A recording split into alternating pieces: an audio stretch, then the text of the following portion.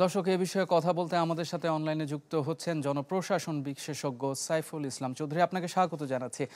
যে জিনিসটি প্রথমে জানতে চাই, আনসার সদস্যদের জন্য কিন্তু বেশ বড় অঙ্কের অর্থ আটকানো, ১৭ কোটি টাকার কাছাকাছি বা ১৭ কোটি টাকার কিছুটা বেশি, একদিন দুই দিনে কিন্তু জমা হয়নি, বেশ লম্বা সময় ধরে জমেই কিন্তু এটা এসেছে।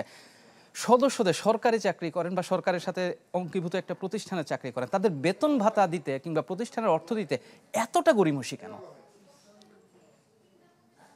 ধন্যবাদ আপনাকে। যে প্রতিষ্ঠানগুলো আনসারদেরকে অঙ্গীভূত করেছে, তাদের দপ্তরের সাথে সংযুক্ত করেছে, তাদের আগেই বেতন ভাতা নিয়ে ভাববার উচিত ছিল।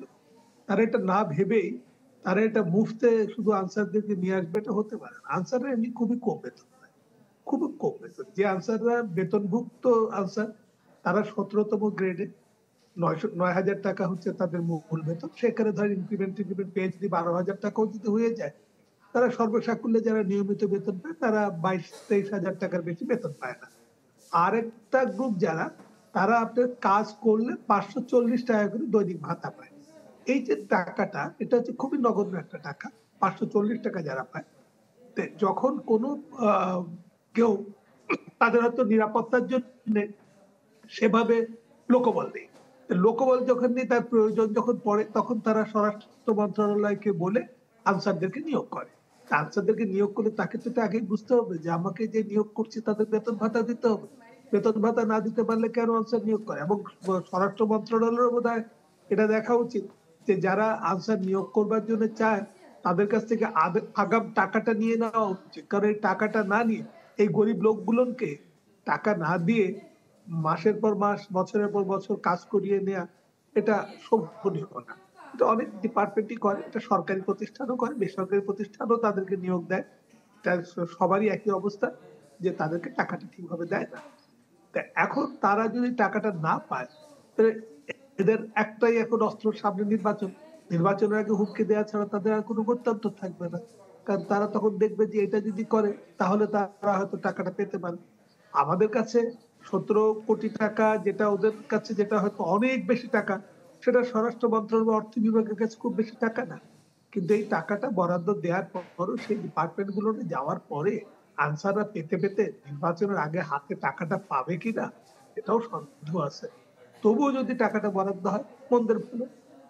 কিন্তু এই ধরনের অমানবিক পরিস্থিতি তৈরি করার জন্য মন্ত্রণালয় এবং সেই সাথে আমলারা ৫৪০ টাকা প্রতিদিন, আপনি আপনার কথার সূত্র ধরে বলছি, ৫৪০ টাকা খুব কিন্তু বেশি না। এমনও দেখা যায় যে কাজ করা যারা শ্রমিক আছে তারাও কিন্তু এর থেকে বেশি বেতন পায়। আবার যারা তাদের যে যে গ্রেডের কথা বলেছেন, সেই গ্রেড থেকে উঠে এসে যে টাকাটাও পাওয়ার কথা, এই সামান্য কটা টাকা দেওয়ার জন্য দুটি মন্ত্রণালয় এবং যারা কাজ করছেন, এই আমলাদের এত বড় লালফিতে দৌরত্ব কিংবা তাদের মনোভাবের পরিবর্তনটুকু এখনো কেন নেই? না, এটা আমি কিন্তু এই যে যে দুটো মন্ত্রণালয়, অর্থ এবং স্বরাষ্ট্র, আমি এই দুটো মন্ত্রণালয়কে এখানে আমি দোষারোপ করতে রাজি না। কারণটা হচ্ছে যে যারা নিয়োগ করছে সেটাকে অন্যান্য মন্ত্রণালয় নিয়োগ করছে, তারা রিকুইজিশন দিচ্ছে স্বরাষ্ট্র মন্ত্রণালয়ের কাছে। কিন্তু আমরা তো নিশ্চয়ই স্বরাষ্ট্র ক্রস চেক মন্ত্রণালয় করব তাদের সামর্থ্য আছে কিনা কিংবা তারা আমাদের সাথে কাজ করতে পারবে কিনা।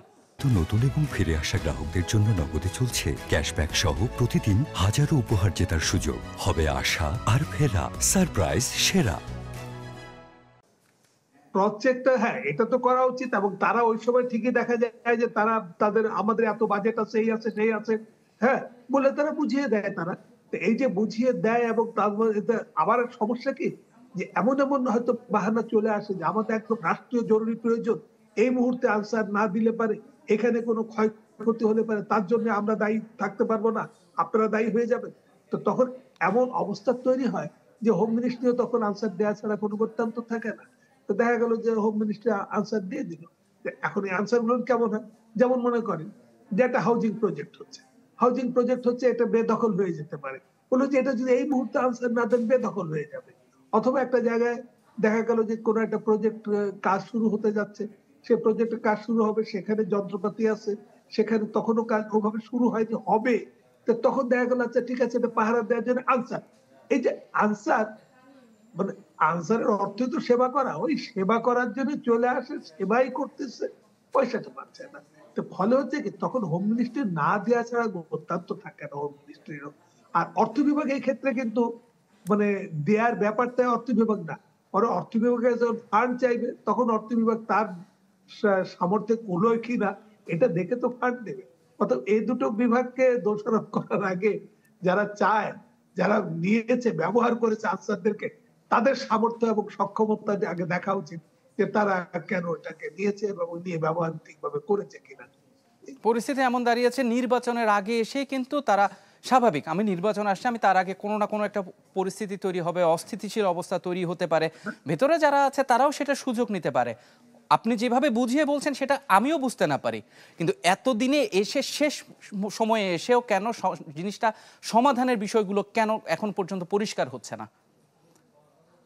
এটাও হতে পারে যে এতদিন হয়তো সেই চাহিদাগুলো না আসেনি হোমের কাছে, তারা এখন বলছে, তারা যখন ওই যেসব ডিপার্টমেন্ট আপনার এই ওদেরকে নিয়োগ করেছিল, তারাও এতদিন হয়তো যে আচ্ছা ঠিক আছে টাকা পয়সা আসলে দিয়ে দেবো এরকম কিন্তু ভাবখানা তারা তো করেছে। মানুষ, দিন শেষে তো তাদের বেঁচে থাকতে হবে। অবশ্যই, অবশ্যই।